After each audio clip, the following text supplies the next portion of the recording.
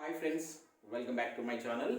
Friends, ఈ వీడియోలో మనం రైల్వే ఎగ్జామ్కి సంబంధించి ఎన్టీపీసీకి సంబంధించినటువంటి ప్రీవియస్ పేపర్స్ అనేది చూద్దాం. సో మనకు డిసెంబర్ 15th నుంచి రైల్వే ఎగ్జామ్ సంబంధించినటువంటి ఎన్టీపీసీ కావచ్చు, అదేవిధంగా గ్రూప్ డి ఎగ్జామ్స్ అనేది కండక్ట్ చేస్తామని చెప్పేసి మనకైతే అఫీషియల్గా న్యూస్ రావడం జరిగింది. సో దాంట్లో భాగంగా ఆల్రెడీ మీకు నేను ప్రీవియస్ ఎగ్జామ్స్ సంబంధించినటువంటి కొన్ని ప్రీవియస్ పేపర్స్ అయితే ఇవ్వడం జరిగింది. 2018లో జరిగినటువంటి గ్రూప్ డి పేపర్స్ కావచ్చు, అదేవిధంగా 2016లో జరిగినటువంటి ఎన్టీపీసీకి సంబంధించినటువంటి కొన్ని షిఫ్ట్లో జరిగినటువంటి ఒక 10 to 15 మోడల్ ప్రీవియస్ పేపర్స్ అయితే అందించాను మన ఛానల్ ద్వారా. సో వాటిని ఇంకెవరైనా డౌన్లోడ్ చేసుకోకుండా కింద నేను డిస్క్రిప్షన్లో ఆ లింక్ ఇస్తాను, మీరైతే డౌన్లోడ్ చేసుకోండి. సో ఆ పేపర్స్లో ఉన్నటువంటి మ్యాథ్స్ ఎక్స్ప్లెనేషన్ అనేది ఈ వీడియోలో అయితే చూద్దాం. సో దాంట్లో మనకు మ్యాథ్స్కి సంబంధించి ఏ క్వశ్చన్స్ ఇచ్చాడు ప్రీవియస్లో, సో మీకు ఇవి ప్రాక్టీస్ చేసుకోవడానికి అయితే చాలా యూస్ఫుల్గా ఉంటాయి. సో ఈ మోడల్లో మీరు ఎక్కువగా ప్రాక్టీస్ చేస్తే మీకు మంచి రిజల్ట్ వచ్చేటువంటి ఛాన్స్ కూడా ఉంటుంది. సో ఒకసారి వివరాలు చూసే ముందు ఛానల్ ఇంకా ఎవరైనా సబ్స్క్రైబ్ చేసుకోకుండా చూస్తున్నట్లయితే ఖచ్చితంగా ఛానల్ అయితే సబ్స్క్రైబ్ చేసుకొని, సో మన ఛానల్ సంబంధించినటువంటి వాట్సాప్ గ్రూప్, అదేవిధంగా టెలిగ్రామ్ గ్రూప్స్ యొక్క లింక్స్ అనేవి కింద డిస్క్రిప్షన్లో ఉంటాయి, జాయిన్ కండి. సో డైలీ దాంట్లో నేనైతే ఆన్లైన్ టెస్ట్ అనేది కండక్ట్ చేస్తాను, మీకు వాటికి సంబంధించిన లింక్స్ అనేది షేర్ చేస్తాను కనుక వాటిలో జాయిన్ కండి. సో ఫ్రీగా మీరైతే ఆన్లైన్ టెస్ట్ అనేది రాసుకోవచ్చు, గ్రూప్ డికి సంబంధించి అండ్ గ్రూప్ ఆర్ఆర్బీ ఎన్టీపీసీకి సంబంధించి అయితే ఎగ్జామ్స్ అయితే రాసుకోవచ్చు. సో ఫ్రెండ్స్, ఇక్కడ చూద్దాం. ఇది మనకు 2016లో జరిగినటువంటి ఎన్టీపీసీ ప్రీవియస్ పేపర్ అండి. ఎన్టీపీసీ మనకు 2016లో జరిగింది రైల్వే ఎగ్జామ్ సంబంధించి. సో దానిలో మనకు March 31 సెకండ్ షిఫ్ట్కి సంబంధించిన పేపర్ అయితే ఎక్స్ప్లెయిన్ చేస్తున్నాడు. సో ఈ పీడిఎఫ్ కూడా కింద మీకు డిస్క్రిప్షన్లో ఉంటుంది, క్వశ్చన్ పేపర్ చూడవచ్చు. సో ఇదిలో మనం మ్యాథ్స్ సంబంధించిన క్వశ్చన్ కనుక చూసినట్లయితే, సో ఇక్కడ నేను క్వశ్చన్ అనేది ఇంగ్లీష్లో రాస్తున్నాను అండ్ తెలుగులో ఎక్స్ప్లెయిన్ చేస్తాను మీకు.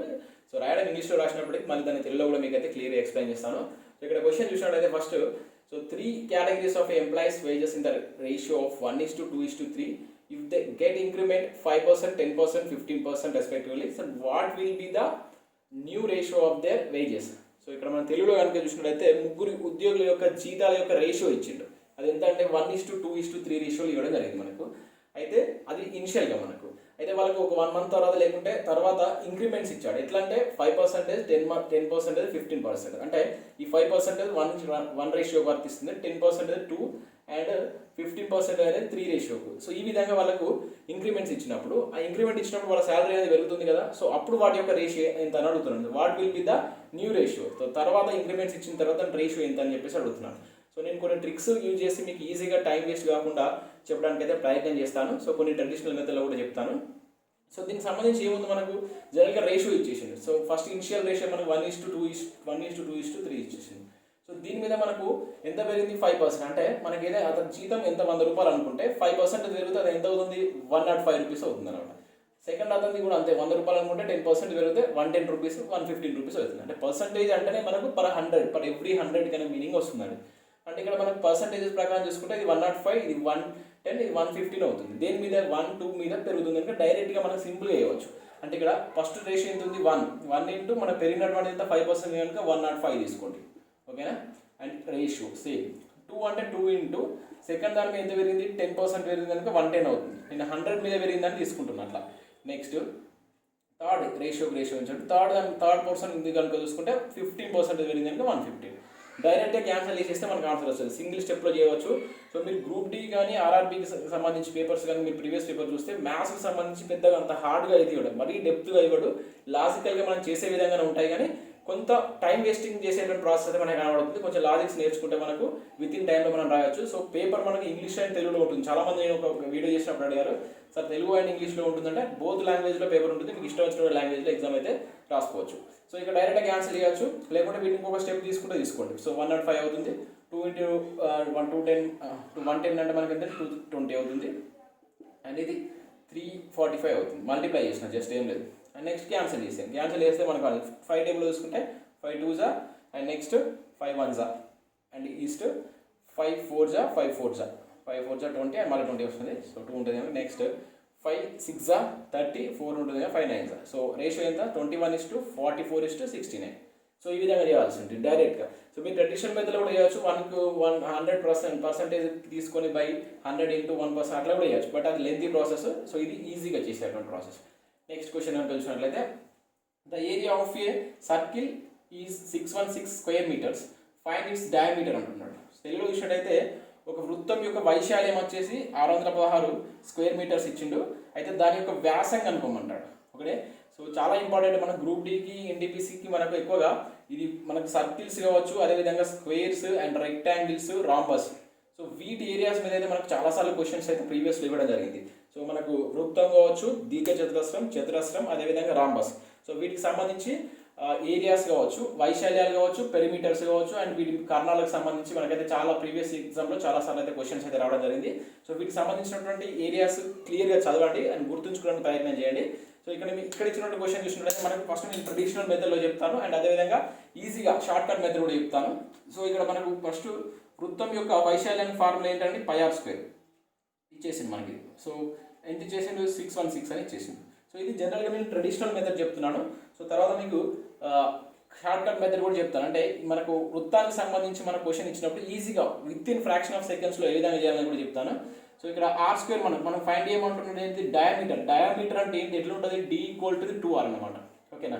సో ఒక వృత్తాన్ని మనం తీసుకున్నప్పుడు ఏ క్వశ్చన్ అయినా గుర్తుంచుకోండి, క్లియర్గా నేర్చుకోండి, టైం వేస్ట్ అవుతుందని చూడకండి. మనకు దాని మీద ఇదే క్వశ్చన్ ఎప్పుడు కానీ మ్యాథ్స్లో మనం ప్రాక్టీస్ చేసే క్వశ్చన్ రాదండి ఎగ్జామ్లో. దాని మోడల్స్ వస్తాయి కనుక ఒక క్వశ్చన్ వచ్చినప్పుడు దాని మీద ఇంకెన్ని క్వశ్చన్స్ వచ్చేటువంటి ఛాన్స్ ఉంటుందని చెప్పేసి మనమే క్రియేట్ చేసుకొని సొల్యూషన్ చేసుకోవాలి. సో d = 2r అంటే సో మనకు వృత్త కేంద్రం నుంచి వెళ్ళి ఏదైనా ఒక పాయింట్కి ఉండేటువంటి దీన్నే మనం రేడియస్ అంటాం. ద పాయింట్ అంటే ఇది ఈ నుంచి వెళ్ళి ఇది అనమాట, ఇది రేడియస్. సో ఇది కూడా రేడియస్, ఈ రెండు కలిపితే టోటల్గా వచ్చేది మనకు డయామీటర్. సో తెలుగులో అయితే వ్యాసం అంటాం, దీన్ని వ్యాసార్థం అని చెప్పేసి అంటాం. అయితే ఇక్కడ మనం d అనుకోమంటారు కనుక ఫస్ట్ మనకు r ఫైండ్ చేస్తే అయిపోతుంది. r² సో పై అంటే వాల్యూ ఏంటిది, ఇది గుర్తుంచుకోవాలి, 22/7 చాలా మంది తెలిసే ఉంటుంది. సో నేను చెప్పేటువంటి మ్యాథ్స్ వాళ్ళకి ఈజీగానే ఉంటుంది. సో నాన్ మ్యాథ్స్ వాళ్ళకి అయితే చాలా యూస్ఫుల్గా ఉంటుంది. సో మ్యాథ్స్లో తోపు అయితే వాళ్ళు ఈ వీడియో చూడాల్సిన లేదు, వాళ్ళకి ఈజీగా చేయవచ్చు. అండ్ ఇక్కడ 616, సో ఇది వచ్చేసింది అనుకోండి, 22/7 ఇట్ వస్తే ఏమవుతుంది, 7/22 అవుతుంది. జస్ట్ దీన్ని క్యాన్సిల్ చేసేస్తే మనకు ఆన్సర్ రావడం జరుగుతుంది. సో డైరెక్ట్గా మనకు 22 1s తీసుకుంటే 28 అనేది ఇక్కడ రావడం జరుగుతుంది. ఓకేనా. 28 × 7 చేయండి. సో జస్ట్ నేను ఇక్కడ క్యాన్సిల్ చేసిన 28 7 వచ్చేసి మనకు 196 వస్తుందండి. సో ఇక్కడ r² = 196, r √196 అవుతుంది. కానీ √196 వాల్యూ అంటే పర్ఫెక్ట్ స్క్వేర్స్ కూడా మనకు రావాలి 14. సో 1 to 20 పర్ఫెక్ట్ స్క్వేర్స్ నేర్చుకోండి, 1 to 10 పర్ఫెక్ట్ క్యూబ్ నేర్చుకోండి. సో ఎందుకంటే మనకి టైం వేస్ట్ కాకుండా ఉంటుంది. ఇది ట్రెడిషనల్ మెథడ్. దాని రేడియస్ 14 మనకు కావాల్సిన డయామీటర్ అంటే దీన్ని డబల్ అవుతుంది. డబల్ అంటే ఎంత అవుతుందంటే 28 అవుతుంది. ఇది మన ట్రెడిషనల్ మెథడ్. అండ్ అదే దీన్ని మనం షార్ట్ కట్లో చేయాలంటే గుర్తుంచుకొని కొన్ని మీకు వాల్యూస్ చెప్తాను. ఒక 3-4 వాల్యూస్ గుర్తుంటే మీకు ఈజీగా ఆన్సర్ అవడానికి ఛాన్స్ ఉంటుంది. ఇప్పుడు కానీ వృత్తం మీద మీకు క్వశ్చన్ ఇచ్చినప్పుడు వృత్తం ఏది కనుక్కోవాలన్నా మనకు రేడియస్ అనేది రావాలండి. రేడియస్ లేకుండా మనం వృత్తానికి సంబంధించి మనం ఏం ఫైండ్ చేయలేము. అది పెరిమీటర్ కావచ్చు, వృత్త వైశాల్యం కావచ్చు, ఇంకేదైనా కావచ్చు. సో మనకు ఎప్పుడు కానీ r = 7, r = 14 ఇక్కడ మనకు వచ్చింది ఆల్రెడీ, అండ్ r = 21. సో ఈ మూడు రేడియస్ మీదే మనకు ఇంతకుముందు అయితే రైల్వే ఎగ్జామ్స్లో ఎక్కువ క్వశ్చన్స్ ఇవ్వడం జరిగింది. సో ఈ రేడియస్ 7 ఉన్నప్పుడు దాని ఏరియా ఎంత ఉంటుందని గుర్తుంచుకోండి. సో రేడియస్ 7 ఉన్నప్పుడు మనకు 154 అనేది రావడం జరుగుతుంది. సో ఇక్కడ r14 ఉన్నప్పుడు మనకు ఆల్రెడీ దీని యొక్క ఏరియా ఇక్కడ ఇచ్చేసింది 616 అనేది. అండ్ ఇక్కడ r = 21 ఉన్నప్పుడు మాత్రం 1386 వస్తుంది. సార్ వీటి వల్ల యూజ్ ఏంటంటే ఖచ్చితంగా దీని మీద బేస్ చేసుకునే క్వశ్చన్ రావాల్సి ఉంటుంది మనకు. దాని ఏరియా కనుక 154 ఇచ్చినప్పుడు మీకు రేడియస్ గుర్తు రావాలి, 7 ఉంటుంది. మొత్తం 7 యొక్క మల్టిపుల్సే ఉంటాయి. 7 టేబుల్లో వచ్చేటువంటి మాత్రమే మనకు మ్యాక్సిమం రేడియస్ అనేది సర్కిల్కి ఇవ్వడం జరుగుతుందండి. మ్యాక్సిమం అంటే వేరే ఇవ్వచ్చు, మ్యాక్సిమం మాత్రం ఇవే ఇస్తాడు. అప్పుడు రేడియస్ 7 ఉన్నప్పుడు 154 అవుతుంది, 616 ఉన్నప్పుడు మనకు 14 అవుతుంది. అదే 21 కనుక ఇచ్చింది అనుకోండి 1386 అవుతుంది. సో దీన్ని బేస్ చేసుకొని మళ్ళీ మనకు డయామీటర్ ఫైండ్ చేయాలంటే డైరెక్ట్గా చేయవచ్చు. సో ఈ విధంగా మీకు లాజికల్ మెథడ్లో వీటిని గుర్తుపెట్టుకుంటే సర్కిల్కి సంబంధించినటువంటి ఏ క్వశ్చన్స్ ఇచ్చినా కూడా మీరు ఈజీగా చేసేటువంటి ఛాన్స్ అయితే ఉంటుంది, టైం వేస్ట్ కాకుండా. సో నెక్స్ట్ క్వశ్చన్ కనుక మనం ఇక్కడ చూసుకుంటే, so next question, what will be the maturity value of Rs 13,500 is deposited at a simple interest rate of 12.5 for 2 years అని చెప్పేసి మనకి ఇవ్వడం జరిగింది. సో మనకు సేమ్ సింపుల్ ఇంట్రెస్ట్ ఇక్కడ తెలుగులో మీనింగ్ కనుక చూసినట్లయితే డైరెక్ట్గా ఒక 13,500 రూపీస్ కనుక డిపాజిట్ చేస్తే 2 ఇయర్స్కు 12.5% రేషియో అంటే ఇంట్రెస్ట్ ప్రకారం ఎంత అవుతుందని చెప్పేసి అడుగుతున్నాడు. సో ఇక్కడ మన వాల్యూ కనుక చూసినట్లయితే, సో ఇక్కడ మన ఇనిషియల్ వాల్యూ ఇక్కడ ఎంత, ప్రిన్సిపల్ వాల్యూ ఎంత అయిందంటే ఇక్కడ P = 13,500 ఇచ్చిందంతే. సో ఇక్కడ రేట్ ఆఫ్ ఇంట్రెస్ట్ ఎంత అన్నాడు, R = 12.5. ఓకే. అండ్ మనకు టైం ఎంత ఇచ్చేసిండు, 2 ఇయర్స్ టైం అనేది ఇవ్వడం జరిగింది. సో దీన్ని మీరు డైరెక్ట్గా PTR/100 అనే ఫార్ములాని యూజ్ చేసుకుంటే చేయవచ్చు. అండ్ అదేవిధంగా డైరెక్ట్గా నేను సింపుల్గా లాజికల్గా చేసే మెథడ్ కూడా మీకు చెప్తాను. సో ఇక్కడ మీరు చూసినట్టయితే సో మనకు పీటీఆర్ బై 100 ఫార్ములా ఉంటుంది, మీకు తెలిసినటువంటి పీటీఆర్ బై 100. దీన్ని యూజ్ చేసుకొని చేయవచ్చు. లేదంటే ఇక్కడ మీకు ఇచ్చిన రేషియోను ఆధారంగా చేసుకొని సింగిల్ వన్ స్టెప్లో ప్రాబ్లం చేయవచ్చు. అది చెప్తాను చూడండి. ఫస్ట్ మనకి ఇక్కడ 12.5 అనేది ఇచ్చింది కదండి. సో దీన్ని ఫ్రాక్షన్లో కన్వర్ట్ చేసుకోండి. గుర్తుంచుకోండి, ఎప్పుడు కానీ ఈ వాల్యూస్ను కొన్ని ఫ్రాక్షన్లో కన్వర్ట్ చేసేటువంటి గుర్తుపెట్టుకోండి. 12% కావచ్చు, 10% కావచ్చు, 5%, 25%. వీటిని ఫ్రాక్షన్లో కన్వర్ట్ చేస్తే ఎంత వస్తుందని డైరెక్ట్గా గుర్తుంచుకునే ప్రయత్నం చేయండి. సో జనరల్గా దీని ఒకదాన్ని మీకు ఎట్లా కన్వర్ట్ చేసి ఉంచుతాను, మిగతా మీరు అది గుర్తుంచుకోండి. సో 12.5 అంటే నేను పాయింట్ తీసేసి 125 ఇస్తాను, పర్సెంటేజ్ అంటే బై 100, పాయింట్ తీసేస్తే మనకు 1000 వస్తుంది. సో ఇక్కడ కట్ చేస్తే మనకు 1 జా 8 జా, సో 1/8 వస్తుంది అనమాట. అంటే 12.5 ఈక్వల్ టు మనకి ఎంత వస్తుంది, 1/8 వస్తుంది. సో దీన్ని బట్టి మనం డైరెక్ట్గా సింపుల్ వన్ స్టెప్లో ఆన్సర్ చేయవచ్చు. అంటే ఇక్కడ మనకు 8 పార్ట్స్ ఈక్వల్ టు 13,500 తీసుకుంటే అయిపోతుంది. సో ఇక్కడ మొత్తం ఇది 8 పార్ట్స్ ఈక్వల్ టు 13,500. అయితే మనకు కావాల్సింది 2 ఇయర్స్ కనుక 2 పార్ట్స్ ఈక్వల్ టు ఎంత. సో జస్ట్ క్రాస్ మల్టిప్లై చేస్తే మీకు అయితే ఆన్సర్ రావడం జరుగుతుంది సింపుల్గా. సో పీటీఆర్ బై 100 చేస్తే కొంత మనకి 12.5 ఇచ్చింది కనుక క్యాలిక్యులేషన్ అనేది చాలా లెంతీ క్యాలిక్యులేషన్ అవుతుంది. సో ఇప్పుడు మనం ఏమొస్తుంది, డైరెక్ట్గా 13,500 ఇంటూ 2/8. సో దీన్ని కనుక క్యాన్సిల్ చేస్తే మీకు ఆటోమేటిక్గా ఈజీగా ఆన్సర్ రావడం జరుగుతుంది. సో 2 1 జా 2 4 జా, సో 4 1 జా, సో మనకి ఎంత వస్తుంది 3 అండ్ 7 5. సో మనకి ఇక్కడ వచ్చేది ఏంటంటే ఓన్లీ ఇంట్రెస్ట్ వస్తుంది. ఎంత 3,375 వస్తుంది. బట్ మనకి ఇక్కడ మొత్తం మెచ్యూరిటీ కావాలంటే టోటల్ అమౌంట్ కనుక్కోమన్నాడు. అంటే మనకు ఈ ప్రిన్సిపల్ అమౌంట్కు దీన్ని యాడ్ చేయాల్సి ఉంటుంది. So 13,500 plus 3,375. సో ఇది యాడ్ చేస్తే మనకు వచ్చేటువంటి మొత్తం మెచ్యూరిటీ ఇవ్వాలి. ఎంత అవుతుందండి, అది 16,875 అనేది కావడం జరుగుతుంది. సో ఈజీగా ఫైండ్ చేయవచ్చు.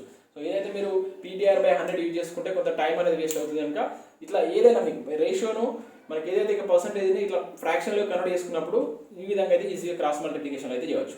నెక్స్ట్ క్వశ్చన్ చూద్దాం. The difference between the age of mother and son was 21 when mother age was 43.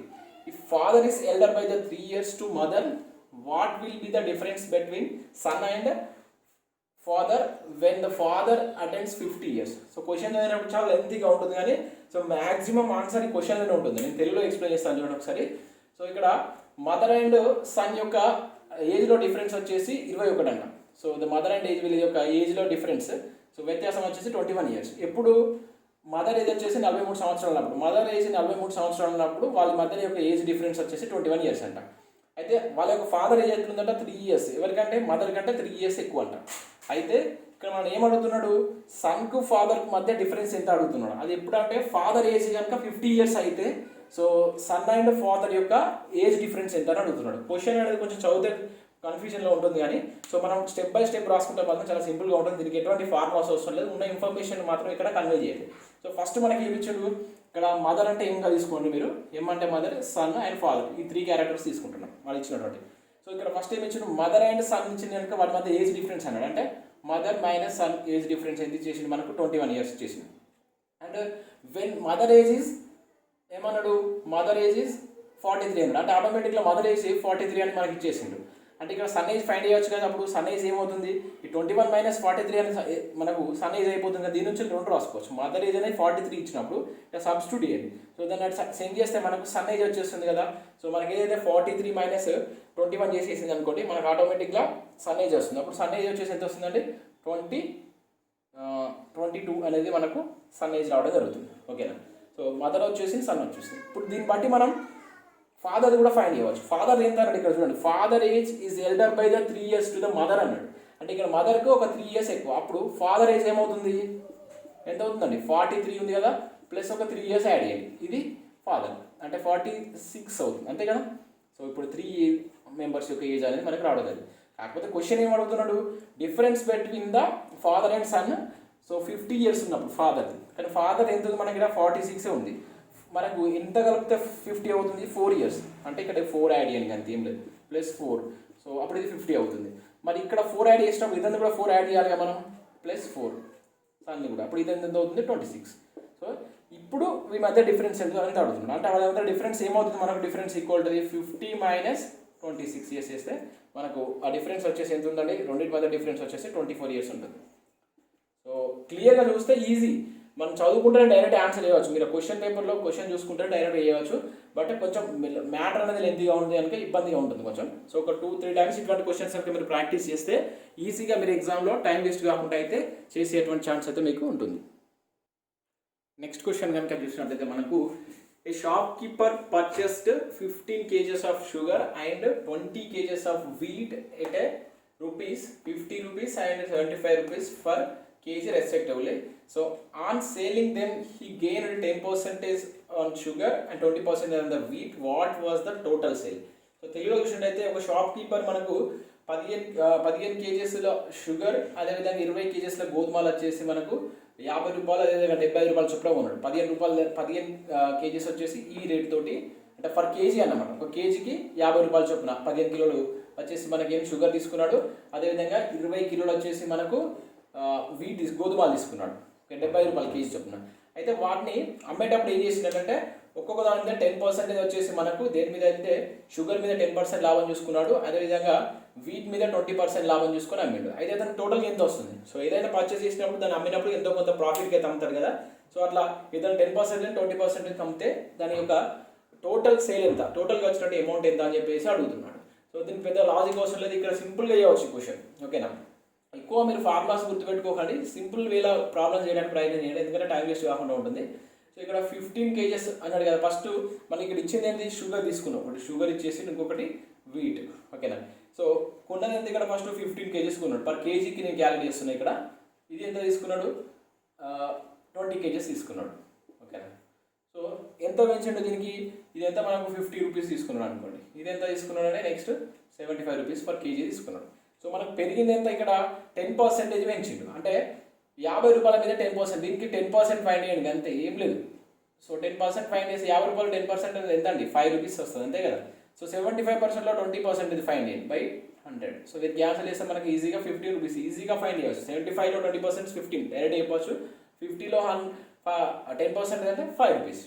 So ఇప్పుడు ఈ పర్సెంటేజ్ ఇంత చూసుకొని అతను అమ్మిని అంటే ఎంత అమ్మినట్టు, అది ఎంత కొన్నాడు, ₹50 కొన్నాడు, అంటే ₹5 లాభం అంటే దాన్ని ఎంత అమ్మినట్టు, ₹55కి అమ్మిండు యాక్చువల్గా పర్ కేజీ. దీనికి ₹15 యాడ్ చేసుకోండి, 75 అంటే ఎంత అమ్మినట్టు అండి, ₹90కి అమ్మిండు. ఓకేనా, సో ఈజీ ఏముంది. సో ఇప్పుడు ఇది ఎన్ని కేజెస్, 15 kgs కనుక ఇంటూ 15 కొట్టండి. ఇది 90 kgs కనుక ₹90 ఇంటూ ఎన్ని కేజెస్, 20 kgs. సో 55 ఇంటూ 90 ఎంత అవుతుంది, 55 ఇంటూ 90 మనకు 825 అవుతుంది అది. అండ్ నెక్స్ట్ 90 ఇంటూ 2 9 2 18 అంటే 1800 అవుతుంది. సో వీటి క్యాలిక్యులేట్ చేస్తే అదే మనకు టోటల్ సేల్. సో 2625 వస్తుంది మనకు. సింపుల్గా ఏం లేదు. ఇటువంటి క్వశ్చన్ పెద్దగా ఏదో ఫార్ములాస్ అటు ఇటు చేసి కన్ఫ్యూజ్ కాకండి. అక్కడ ఇచ్చినటువంటి డాటాను కరెక్ట్గా మీరు ప్రజెంట్ చేస్తే అయిపోతుంది. ఇక్కడ 15 kgs కొన్నాడు, దాన్ని ₹50 కొన్నాడు, 10% వచ్చింది కనుక 10% దీన్ని ఫైన్ అయితే ₹5 వచ్చింది. సో అప్పుడు ఆ ₹5 యాడ్ చేసి అమ్ముతారు కదా గేన్ ఉన్నప్పుడు 50కి ₹5 యాడ్ అయితే 55. సేమ్ అదే పర్సెంటేజ్ 15% యాడ్ చేస్తే మనకు ₹15 వచ్చింది. 90కి మన దానికి యాడ్ చేస్తే మనకి ఎంత వస్తుంది, ₹90 అవుతుంది. దీనికి యాడ్ చేసిన దీనికి 75 90. So into 55 into 15 and 90 into 25 కూడా మనకి అమౌంట్ వస్తుంది. రెండింటిని యాడ్ చేస్తే టోటల్ అమౌంట్ అనేది రావడం జరుగుతుంది. సో అది మనకి ఇదివరకు వచ్చిన previous question. Next, X can finish 25% of work in a day and Y can finish 12.5 on the same work in a day. So in how many days both can finish the work together అని చెప్పేసి అడుగుతున్నారు. ఓకేనా, తెలుగులో చూసినట్లయితే X అనే ఒక వ్యక్తి ఒక వర్క్ను 25% వర్క్ను ఒక డేలో చేస్తారట మొత్తం వర్క్లో, అండ్ వై వచ్చేసి 12.5 వర్క్ చేస్తారంట, దీనిలో సగం చేస్తారు అతను. అయితే వాళ్ళిద్దరు కలిసి ఒకే దగ్గర వర్క్ చేస్తే ఆ వర్క్ అనేది ఎన్ని రోజుల్లో ఫినిష్ అవుతుందని అడుగుతున్నాడు. సో ఇవి ఈజీగా చేయవచ్చు. డేస్ ఇచ్చినప్పుడు ఏం కాదు. ఓకేనా, కాకపోతే ఇక్కడ పర్సంటేజ్ ఇచ్చిండు. ఓకేనా, కొంచెం లాజికల్గా ఉంటుంది. డేస్ ఇచ్చినప్పుడు డైరెక్ట్గా మనం ఏం చేస్తాం, A ఇంటూ ఈ ఫార్ములా ఉంటుంది మనకి, A ఇంటూ B/A+B. ఓకేనా, వీటిని యాడ్ చేస్తే డైరెక్ట్ అవుతుంది. లేదంటే వాటిని ఫ్రాక్షన్లో ఇచ్చినప్పుడు 1+2 ఫర్ ఎగ్జాంపుల్ 1/1 2 days 3 days ఇచ్చినప్పుడు ఇట్లా ఇచ్చినప్పుడు వస్తుంది. కాకపోతే ఇక్కడ పర్సంటేజ్ ఇచ్చిండు. మీకు ఇంతకుముందు చెప్పాను, పర్సంటేజ్ ఇచ్చినప్పుడు వాటిని ఈ విధంగా ఫ్రాక్షన్లో రాసుకునేటువంటి నాలెడ్జ్ మనకు ఉండాలి. అంటే డైరెక్ట్ తెలుసుంటే అయిపోతుంది. ఓకేనా, 25% మనం పర్సంటేజ్ రాసింది అనుకోండి, ఫ్రాక్షన్లో రాస్తే మనకి ఎంత అవుతుందంటే 1/4 అవుతుంది. గుర్తుంచుకోండి, 25/100 ఇంటూ క్యాన్సిల్ చేస్తే 1/4 అట్లా. నెక్స్ట్ 12.5 మనం ఇంతకుముందు ఫస్ట్ క్వశ్చన్ చూసినాం. 12.5 ఎంత వస్తుందండి, 1/8. సో వీటి వర్క్ టుగెదర్ అంటే ఇంతకుముందు చెప్పి ఈ ఫార్ములా చేయండి. ఓకే, ఏ అంటే ఎంత 4x8/4 + 8 అంతే. 4x8 8 4 జా వచ్చేసి మనకి ఎంత వస్తుంది అంటే 32 వస్తుంది బై అండ్ 12 వస్తుంది. ఓకే, సో టోటల్గా మీకు క్యాన్సిల్ చేసింది అనుకోండి మనకు ఆన్సర్ రావడం జరుగుతుంది. సో 4 3 జా 4 4 జా అండ్ 4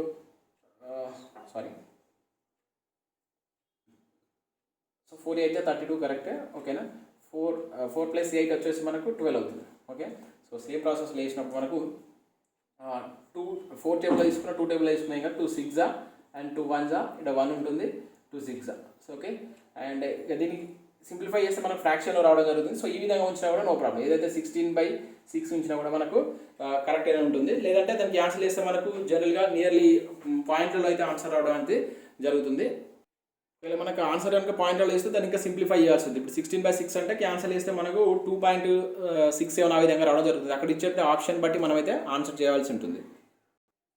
నెక్స్ట్ క్వశ్చన్ కనుక చూసుకుంటే మనకి ఇది స్టాటిస్టిక్స్ నుంచి చేయడం జరిగింది. Find the mean, median and mode అని చెప్పేసి ఇచ్చాడు. సో చాలా ఇంపార్టెంట్, మనకు ఖచ్చితంగా స్టార్స్ నుంచి ఒక క్వశ్చన్ అయితే పడుతుంది. తెలుగులో చూసినట్లయితే సగటు, మధ్యగతము, అదేవిధంగా బహుళగం అని చెప్పేసి అంటాం. సో వీటిలోకి వెళ్ళైతే సెంట్రల్ టెండెన్సీ నుంచి కూడా ఒక క్వశ్చన్ అయితే చాలా పేపర్లో నేను అయితే అబ్జర్వ్ చేశాను. సెంట్రల్ టెండెన్సీ లేకపోతే మీన్, మీడియన్, మోడ్ మీద అయితే ఒక క్వశ్చన్ కంపల్సరీ ఇస్తున్నాడు ఎన్టీపీసీకి సంబంధించి, గ్రూప్ బికి సంబంధించి. సో మ్యాథ్స్లో మనకి ఏంటంటే ఆర్థమెటిక్ అంటే ఆర్థమెటిక్ ఎన్ని క్వశ్చన్స్ ఇస్తున్నాడో ప్యూర్ మ్యాథ్స్లో కూడా అన్ని క్వశ్చన్స్ అనేవి మనకు రైల్వే ఎగ్జామ్స్లో ఉంటాయి. ఖచ్చితంగా ప్యూర్ మ్యాథ్స్ అయితే కంపల్సరీ చూడండి. అండ్ చాలా మందికి ఆర్థమెటిక్ చేసి ఉంటారు, ఎందుకంటే మనకు జనరల్గా మనకు ఏపీ మన తెలంగాణకు సంబంధించిన ఎగ్జామ్లో ఎక్కువ ఆర్థమెటిక్ పోర్షన్ ఎక్కువ ఉంటుంది కనుక చేసి ఉంటారు. కాకపోతే మ్యాథ్స్, ప్యూర్ మ్యాథ్స్ అనేది చాలా మందికి ప్రాక్టీస్ తక్కువ ఉంటుంది కనుక ఎక్కువ చేయండి. ఈ క్వశ్చన్స్ అయితే మనకు ఎక్కువగా రైల్వేలో అయితే కనబడుతున్నాయి. సో ఇక్కడ ఫస్ట్ వీటి ఫార్ములా తెలియాలండి. వీటికి ఏం లేదు, మీన్ అంటే ఫార్ములా తెలియాలి, మీడియన్ ఫార్ములా తెలియాలి, అండ్ మోడ్ ఫార్ములా తెలిస్తే మనం ఈజీగా చేయవచ్చు. సో మీన్ అంటే ఏంటి, మనకు some of observation by number of observation. Some of observation ఇక్కడ చిన్న రాష్ట్రాల మొత్తం బై రాష్ట్రాల సంఖ్య. తెలుగులో రాష్ట్రాల మొత్తం అంటే వీటిని అన్నింటినీ యాడ్ చేయడం, జస్ట్ వారన్నింటినీ అక్కడ ఏమి ఇచ్చిండు వారిని అన్నింటినీ కనుక యాడ్ చేసేస్తే మనకు ఆన్సర్ రావడం జరుగుతుంది. అండ్ నెక్స్ట్ మీడియన్ అంటే ఏంటిది, సో మీడియన్ అనేది 2 రకాలుగా ఉంటుంది. బేస్ సంఖ్య ఇచ్చినప్పుడు ఒకటి ఉంటుంది, అదేవిధంగా మనకు సరి సంఖ్య ఇచ్చినప్పుడు కూడా ఒకటి ఉంటుంది. సో బేస్ సంఖ్య ఇచ్చినప్పుడు ఎట్లా అంటే డైరెక్ట్ దాని మధ్యని మనకు ఆన్సర్ కావడం జరుగుతుంది. అండ్ ఒకవేళ సరి సంఖ్య ఇచ్చినప్పుడు మాత్రం a+b/2 తీసుకోవచ్చు. మోడ్ అంటే మనకి ఏంటంటే మోస్ట్ రిపీటెడ్ వర్డ్, ఎక్కువగా దత్తాంశంలో రిపీట్ అయినటువంటి నెంబర్ అనమాట. ఫస్ట్ మీన్ ఫైండ్ చేద్దాం. మీన్ అంటే ఏంటి, ఇప్పుడు number of observation, some of observation ఇవన్నీ యాడ్ చేసింది అనుకోండి మనకు 72 వస్తుందండి. సో టోటల్గా 9 ఉంది ఇక్కడ. ఓకేనా, సో 9 1 జా 9 8 జా, సో మనకు 8 అనేది ఆన్సర్ అవుతుంది మీన్. ఓకేనా, అదేవిధంగా మోడ్ అడిగింది అనుకోండి, మోడ్ ఇక్కడ. సో మీడియన్ ఇంతకుముందు చెప్పాను, మీడియన్ దత్తాంశంలో వాల్యూస్ను మీడియన్ రాసేటప్పుడు ఒక క్రమ పద్ధతిలో రాసుకోవాల్సి ఉంటుంది. ఓకేనా, అంటే స్మాల్ టు బిగ్ రాసుకోవాలి, చిన్న నుంచి పెద్దగా రాసుకోవాల్సి ఉంటుంది. ఫస్ట్ మనకి చిన్నది ఏంటి 5, దత్తాంశాన్ని ఈ విధంగా రాసుకోవాలి 5, తర్వాత 7 ఉంది మనకి అక్కడ, తర్వాత 8 ఎన్ని ఉన్నాయి చూసుకోండి 1 2 3 ఉన్నాయి కనుక 3 8s రాసుకోండి ఈ విధంగా. నెక్స్ట్ 9 ఎన్ని ఉన్నాయి 1 2 3 4 ఉన్నాయి కనుక అవి 4 రాసుకోండి ఈ విధంగా. సో ఇప్పుడు క్యాలిడియన్ 1 2 3 4 5 6 7 8 9. సో ఇక్కడ ఈ 4 ఒకటి అండ్ ఈ 4 ఒకటి తీసేస్తే ఇది మిడిల్ని మనకు డైరెక్ట్గా మీడియన్ అయిపోయింది. మీడియన్ అంటేనే మిడిల్ టర్మ్. ఒకవేళ ఒకటి తక్కువ ఇచ్చినప్పుడు మాత్రం వీటిని బై కొట్టవలసి ఉంటుంది. అంటే ఏవైతే 2 ఉంటాయో a+b/2 అనేది తీసుకోవాల్సి ఉంటుంది. అంటే దీని యొక్క మీడియన్ ఇక్కడ ఏమవుతుందండి 8 అవుతుంది. సో మోడ్ ఏమవుతుంది, బహుళకం, మోస్ట్ రిపీట్, అత్యధికంగా రిపీట్ అయిన వర్డ్ లెటర్ ఏంటి ఇక్కడ మనకు మీన్స్ నెంబర్ ఏంటి 9. సో ఈ విధంగా ఆన్సర్ 8 8 9. సో వీటిని ఇక్కడ కింద ఇస్తాడు, సరైన పద్ధతి రాయమన్నప్పుడు అవి చూసుకుంటే మరి అయితే ఆప్షన్ చేయాల్సి ఉంటుంది. అండ్ నెక్స్ట్ ఇదేంటి ఈక్వేషన్ సాల్వింగ్, మనకు చాలా ఇంపార్టెంట్. ఈక్వేషన్ సాల్వింగ్కి కూడా క్వశ్చన్ పడుతుంది మనకు ఆల్జీబ్రాయిక్ ఈక్వేషన్స్ నుంచి. చాలా సింపుల్గా ఉంటాయి. సో మనకి ఇప్పటివరకు అయితే ఆల్జీబ్రాయిక్ ఈక్వేషన్స్ ఇచ్చినటువంటి క్వశ్చన్స్ అయితే చాలా సింపుల్గా ఉన్నాయి. ఇక్కడ ఏమున్నది x+2y = 27, x - 2y = -1, find the y value అన్నాడు. ఒక్కొక్కసారి x ఫైండ్ అయ్యాను, సో ఒక్కొక్కసారి 2y అంటాడు. x అంటే ఏ విధంగా ఇచ్చినా కూడా ఫస్ట్ మనకి ఈక్వేషన్ సాల్వింగ్ చేయాలి. x+2y = 27 అండ్ x - 2y = -1 అని ఇవ్వడం జరిగింది. సో మనకి ఏదైతే ఉంటుంది కదా ఇట్లా డైరెక్ట్గా సబ్ట్రాక్ట్ చేసుకునేటువంటి మెథడ్ ఉంటుంది మనకు. దీన్ని యాడ్ ఇక్కడ డైరెక్ట్గా మనకు negative values plus positive values కనుక యాడ్ చేసేది. అప్పుడు ఈ 2 క్యాన్సిల్ అయిపోతే కనుక 2x = x + x 2x. So 27 - 1 ఎంత అవుతుంది 26. అప్పుడు x = ఎంత అవుతుందండి 13 అవుతుంది. అంటే ఇక్కడ క్యాన్సిల్ చేస్తున్నాను నేను. సో 13 అవుతుంది. కానీ మనకి అక్కడ అడిగింది ఏంటిది y అడిగింది. ఓకేనా, సో ఫస్ట్ ఆప్షన్ 13 ఉంటుంది. మనం ఏం చేస్తాం, ఫాస్ట్ చేసేసి అక్కడ 13 పెట్టేస్తాం. బట్ ఇక్కడ అడిగిన వాల్యూ కూడా మనం చూసుకోవాలండి. x = 13 ఇచ్చినాక మనకు y కావాలనుక ఇక్కడ దీనిలో దేంట్లో ఒక సబ్స్టిట్యూట్ చేయండి. x - 2y = -1 అన్నట్టుగా దీనిలో సబ్స్టిట్యూట్ చేయండి. సో సో 13 ఇచ్చింది కనుక మనకి ఎక్స్ వాల్యూ 13 ఇచ్చింది కనుక సో 13 వచ్చింది కనుక -2y ఈక్వల్ టు ది -1. 13 అటు చేంజ్ చేయండి. So -2y equal to the -1 -13 అంటే -14 అవుతుంది. So -2y equal to the -14 minus cancel అయితే y ఈక్వల్ టు ది 7 వస్తుంది. ఇది మనకు ఈక్వేషన్ సాల్వింగ్ మెథడ్. సో ఇవి మనకు ఇంకా చాలా క్వశ్చన్స్ ఉన్నాయి. సో నేను వీడియో లెంత్ అవుతుందని చెప్పేసి ఇక్కడ స్టాప్ చేస్తున్నాను. సో మీకు ఈ విధంగా ఎక్స్ప్లెయిన్ చేసే విధానం కనుక నచ్చిందంటే కింద నాకు కామెంట్ చేయండి, సార్ మిగతా కూడా కంటిన్యూ చేయండి అని చెప్పేసి చేయండి. ఎందుకంటే వీడియో అనేది మినిమం 10-15 మినిట్స్ అయితే చేయలేము. ప్రీవియస్ పేపర్ మినిమం 30 మినిట్స్ చేస్తేనే ఒక 10 క్వశ్చన్స్ అనేది అందించగలుగుతాం. ఒక క్వశ్చన్ ఎక్స్ప్లెయిన్ చేయడానికి మినిమం 2 to 3 మినిట్స్ తీసుకున్నా లెస్ దాన్. సో ఖచ్చితంగా మనకు 30 మినిట్స్ అని పడుతుంది. కాకపోతే ఇక్కడ ఇచ్చేటువంటి ప్రతి క్వశ్చన్ మీద ఈ చాప్టర్కి వెళ్ళి మీరు వేరియస్ క్వశ్చన్స్ అనేది ప్రాక్టీస్ చేయండి. ఇవన్నీ ప్రీవియస్ క్వశ్చన్స్ కనుక ఒక 3-4 పేపర్స్ మీరు చేసింది అనుకోండి, దానిలో క్వశ్చన్స్ మీకు తెలుస్తుంది, ఐడియా వస్తుంది, ఏ ఏరియా నుంచి వెళ్ళి క్వశ్చన్ వస్తుంది, ఏ చాప్టర్లోకి వెళ్ళి క్వశ్చన్ వస్తుంది ఐడియా వస్తుంది కనుక మీరు ఆ ఏరియాని ప్రాక్టీస్ చేసేటప్పుడు ఇటువంటి క్వశ్చన్స్ మీద మీరు ఎక్కువగా కాన్సన్ట్రేట్ చేయొచ్చు అనమాట. సో మస్ట్ అండ్ షుడ్ ఎక్కువగా ప్రీవియస్ పేపర్ ప్రాక్టీస్ చేసిన వాళ్ళకు రిజల్ట్ అయితే చాలా బాగుంటుంది నాకు తెలిసింది. ఎందుకంటే క్వశ్చన్కు టైం అనేది వేస్ట్ కాదు, మనకు ఆ క్వశ్చన్స్ ప్రాక్టీస్ చేస్తాం కనుక ఎగ్జామ్లో మనకు టైం వేస్ట్ కాకుండా ఉండేటువంటి ఛాన్స్ అయితే ఉంటుంది. సో ఇది ఫ్రెండ్స్ మన ఈ వీడియో చూడడం జరిగింది. నెక్స్ట్ క్లాస్ అనేది మళ్ళీ నేను రేపు అప్లోడ్ చేస్తాను, దీన్ని కంటిన్యూ చేస్తాను. సో మీకు కావాల్సినటువంటి మోడల్ పేపర్స్ అంటే ఈ పేపర్స్ కావాలంటే కింద డిస్క్రిప్షన్లో ఉంటాయి చూడండి. అదేవిధంగా రైల్వేకి సంబంధించినటువంటి ఇంతకుముందు కొన్ని వీడియోస్ చేశాను, వాటి లింక్స్ కూడా కింద డిస్క్రిప్షన్లో ఉంటాయి చూడండి. సో వీడియోని అయితే ఖచ్చితంగా లైక్ చేయండి. సో మీరు లైక్ చేస్తే నాకు ఎంతో సపోర్ట్గా ఉంటుంది. మరిన్ని ఇటువంటి వీడియోస్ అందించడానికి అయితే నేను ప్రయత్నం చేస్తాను. So thank you watching for this video. Thank you.